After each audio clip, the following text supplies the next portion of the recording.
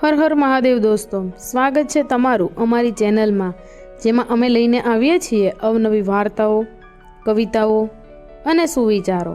અમારો ધ્યેય ફક્ત એટલો જ છે કે અમારા શબ્દથી તમારા લોકોની જિંદગી સુધરી શકે, એવી વાતો લઈને અહીં અમે આવીએ છીએ. જો કે આજકાલ તો વ્યક્તિનું મૂલ્યાંકન ઓછું થઈ ગયું છે, પણ પ્રયત્ન એવો રહે છે કે વ્યક્તિનું મૂલ્યાંકન વધે. એના માટે અમે નવું લાવતા રહીએ. મહેનત ફક્ત એટલી જ કરવાની છે કે તમને જો અમારા સુવિચાર, અમારી વાર્તા અથવા અમારા કોઈ પણ શીર્ષક પરથી તમને કંઈક શીખવા મળ્યું હોય તો તમે તમારા જીવનમાં ઉતારજો અને તમારા મિત્રો અને પરિવારજનો સાથે અવશ્ય શેર કરજો. અને અમારી ચેનલમાં તમે નવા આવ્યા હોય તો અમારી ચેનલને સબસ્ક્રાઈબ કરવાનું ભૂલતા નહીં. અમારો ફક્ત એટલો જ ધ્યેય છે કે અમે અમારા શબ્દોથી કે અમારી વાતોથી લોકોની જિંદગીને સુધારી શકીએ. આજની વાર્તાનો વિષય છે અડધી ચામાં અંતે બંને વચ્ચે છુપાયેલો પ્રેમ. મન, સાક્ષી અને ધવલ ત્રણેય મિત્ર હતા. થોડા દિવસમાં મનની બર્થડે હતી. એમાં સાક્ષી, ધવલ અને બીજા ઘણા બધા મિત્રો આવ્યા હતા. ત્યારે જ મને એક સ્પેશિયલ ગેસ્ટની રાહ જોયા પછી કેક કાપવાનું નક્કી કર્યું અને રાહ જોતા સાક્ષી મનને કીધું કે ચલને ચા પીએ. તો ચા મંગાવી. સાક્ષીની ટેવ એવી હતી કે એ મનમાંથી દર વખતે અડધી ચા પીધી. તો એટલામાં બન્યું એવું કે મનના સ્પેશિયલ ગેસ્ટ આવી ગયા. એ સ્પેશિયલ ગેસ્ટ ચાનો કપ જોઈ ચા હાથમાં લઈ અને કહ્યું, મને ચાની જરૂર હતી. એટલે સાક્ષીએ મન સામે મોઢું બગાડ્યું તો મને ઈશારામાં નિરાશ થઈ કહ્યું, સોરી. પછી બધા કેક કટ કરવા લાગ્યા. કેક કટ થઈ ગયા પછી મને એ સ્પેશિયલ ગેસ્ટને પહેલા કેક ખવડાવી.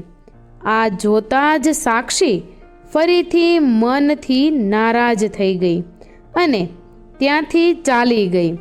પછી થોડા સમય પછી ફોનમાં બંને વાતો કરતા હતા. વાતો કરતાં એકબીજા સાથે બધી વાત શેર થઈ અને કહ્યું, સાક્ષીએ કે હું તો અમેરિકા જાઉં છું. તો મને કીધું એકવાર મળતી તો જા. ત્યારે પણ સાક્ષી નારાજ હોવાથી મનને ઘણા બધા ટોન માર્યા. એ પછી ફોન મૂકતા કહ્યું, મારે બહુ બધું પેકિંગ કરવાનું બાકી છે, હું ફોન મૂકું છું. પછી સાક્ષી અને મનનો કોન્ટેક્ટ થયો જ નહીં. પછી થોડા સમય પછી સાક્ષી ઇન્ડિયા આવી. ત્યારે સાક્ષીએ વિચાર્યું જ હતું કે એ પોતાના મનની વાત મનને કરી દેશે, કેમ કે સાક્ષી બીજું કાંઈ યાદ ન કરતી હોય તો ચાલે, પણ અમેરિકામાં રહીને એ અડધી ચાને બહુ યાદ કરતી હતી. મન સાથે મુલાકાત થઈ. એ મુલાકાત બાદ હજુ પણ સાક્ષીના મનમાં એ બર્થડે વાળો દિવસ ખૂબ જ ખૂંચતો હતો. એ માટે મને ઘણી બધી વખત સાક્ષીને સોરી પણ કહ્યું, પણ સાક્ષી ફરીથી નારાજ થઈને જતી રહી. બીજે દિવસે સવારે ધવલે મનને કીધું કે સાક્ષી પણ તને પસંદ કરે છે, તું તો એને પસંદ કરે જ છે, તો તું તારા દિલની વાત કહી દે. તો મને કીધું કે એ મને માફ કરવા તૈયાર હોવી જોઈએ ને, તો હું વાત કરી શકું ને. તો ધવલે કહ્યું, એકવાર ટ્રાય તો કર, કેમ કે મને ઘણા ટાઈમ પહેલાં એક વાત કહેતી હતી કે મને પણ મન માટે લાગણી છે.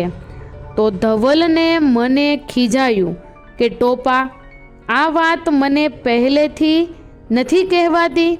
તો ધવલે કીધું કે મને સાક્ષીએ ના કહ્યું હતું એટલે મેં ના કીધું, પણ હવે કહેવાનો ટાઈમ આવ્યો એટલે મને થયું કે તને સમજાવી દઉં. તો તું એકવાર મળી લે અને તારા દિલની વાત કહી દે. એટલામાં એ 3 લોકો મળ્યા પછી મનનો ફોન આવી ગયો. તો મન સાઈટ પર જતો રહ્યો. ત્યારે ધવલ સાક્ષીને સમજાવતા કહ્યું કે મન પણ તને પસંદ કરે છે, તો તું તારા દિલની વાત કહી દે. તો સાક્ષી કહે એ કેમ ના કહી શકે? ત્યારે ધવલે કીધું કે કોઈ એકને તો શરૂઆત કરવી જ પડે ને, તો જ એકબીજાના દિલની વાત એકબીજાને કહી શકશો. ત્યાર પછી ચા સાથે સાક્ષીએ મનને પ્રપોઝ કર્યું કે આ અડધી ચા હંમેશા માટે હું તારા સાથે પી શકું. તો મને જવાબ આપતા કહ્યું કે આ ચા ઉપર મારો જ નહીં પણ તારો એ હક છે. હું પણ તારી આ અડધી ચા કાયમ માટે તારી સાથે પીવા માગું છું. એમ કરીને બંને રાજી રાજી થઈ ગયા.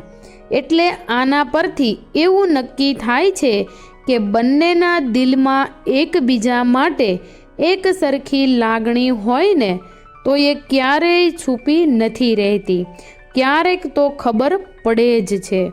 મિત્રો, જો તમને આ વાર્તા ગમી હોય તો વાર્તાને લાઈક કરજો, શેર કરજો અને અમારી ચેનલમાં નવા આવ્યા હોય તો અમારી ચેનલને જરૂરથી સબસ્ક્રાઈબ કરજો. અને તમે જે વાર્તા સાંભળી છે તે ક્રિઝા બી મોનપરાએ લખેલી છે, એટલે કે કવિશાના શબ્દો પોતાના છે. Thank you.